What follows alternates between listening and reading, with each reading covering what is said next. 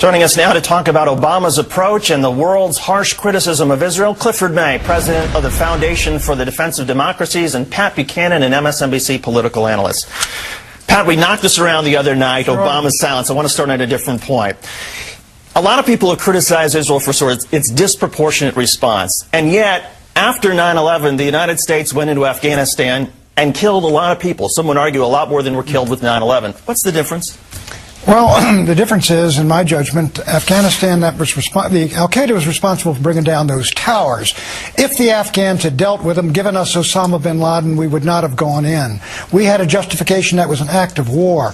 The Israelis have been hit for 6 months with these little rockets, which didn't kill anybody. It was outrageous, cruel, and stupid, and they triggered a blitzkrieg against the Palestinians in Gaza, which, in my judgment, is an Israeli concentration camp where 1.5 million people are locked up, cannot come out or go in. They've been controlling food, electricity, fuel, and the innocent people in Gaza are the ones suffering. Concentration camp, Pat, doesn't that diminish the significance of the real concentration camps? No, I'm not talking about a death camp. I'm talking about what the British had in concentration camps in South Africa, and what the Spanish had in Cuba, and what others have had, where they bring all these people, lock them in there, and treat them with great cruelty, and a humanitarian disaster, despite what Zippy Livni says.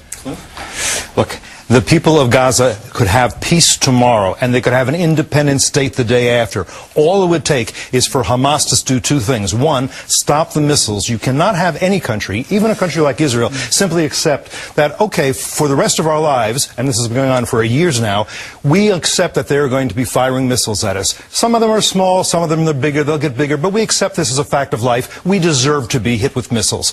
All Hamas would have to do is say, no more missiles starting tomorrow, we understand. And by the way, we accept Israel as a state, as a neighbor. We just want to negotiate the borders. Now, Hamas cannot do that because of its religious conviction that infidels may not, anywhere in the Middle East, be in power. Cannot do it. The best thing... All right, I don't want to go too long. But what I'm saying is, it's not a concentration camp. They could walk out of it tomorrow. They could walk to Egypt, by the way.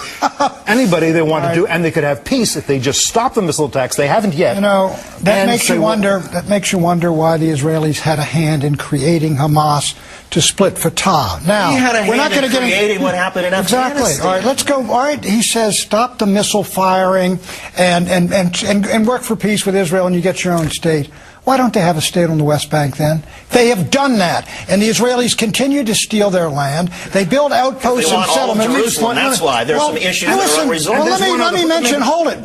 Let me talk here a second. And they have, of course, they have not agreed to have the Palestinians have their own capital in Jerusalem. The point is, why haven't they given back the Golan Heights? It's been peace on the Golan Heights since 1973. As you know, in 2005, Israel decided to leave Gaza, end the occupation of Gaza. Every soldier, every settler came out. And the rationale was, look, if it's our occupation that's causing the violence, let's see what happens from our absence. They left, and there was a chance then that Hamas or the Palestinians then could have put hotels on the beaches, they could have had factories and schools, they could have taken over the greenhouses, and instead they made it into a terrorist enclave. Had they done the other thing, had they made... Let me say this. Had Gaza become a functioning and free state, then the pressure inside Israel to give up everything, or 97% of what's in the West Bank, would have been enormous. There was no such pressure because Gaza became Hamas. This is the Israeli Defense Ministry, excuse me, but when the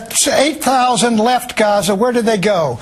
They took them and put them on the West Bank with American tax dollars, took Palestinian land, built new settlements, despite the fact that about 10 American presidents have said, please stop building settlements. Hamas can't build schools. They have to throw missiles at Israel because Israel's not on the West Bank. Do you think for a minute that if Israel got off the West Bank, the missiles would stop? We know from Gaza it wouldn't. But on the point of Obama, why can't Obama or somebody representing him articulate that very simple point? Well, look, I think Obama is probably being smart not to say much right now. And the best present that Obama could have in the new administration is for Israel to defeat or at least cripple Hamas. Fatah would come back into Gaza, and you'd have a new peace process, but a peace process that has a chance, because there's no peace process you can have with Hamas if you understand Hamas. And I can't believe you don't understand Hamas's ideology. But let me tell you, I tell you how you create people for Hamas.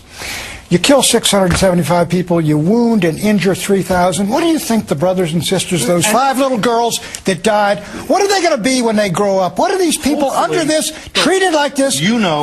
Look, why do you think the Palestinians... You know and I know that Hamas's doctrine, we can talk about it right here, I know their is to hide in schools, in mosques, to hide among the civilians and use civilians for shields. And you know it is a war crime to use civilians for shields. You should be criticizing those war crimes on the part of Hamas. Look, Hamas, any war crimes, I criticize their attacks with those rockets, stupid and cruel. But you sit here and tell me that the Israeli people or the Israeli nation have treated the Palestinian people with any kind of justice. Those towns hit by the rockets are former Palestinian towns. Well, Ashkelon, Ashdod. Well, speaking of justice, the issue we're getting into tomorrow is sort of the justice of the criticism of Israel, which to me seems like a complete double standard with the way we treat a lot of countries around the world, and that's a separate issue, and we'll get into that tomorrow. But Cliff May, Pat Buchanan, thank you both. We appreciate it.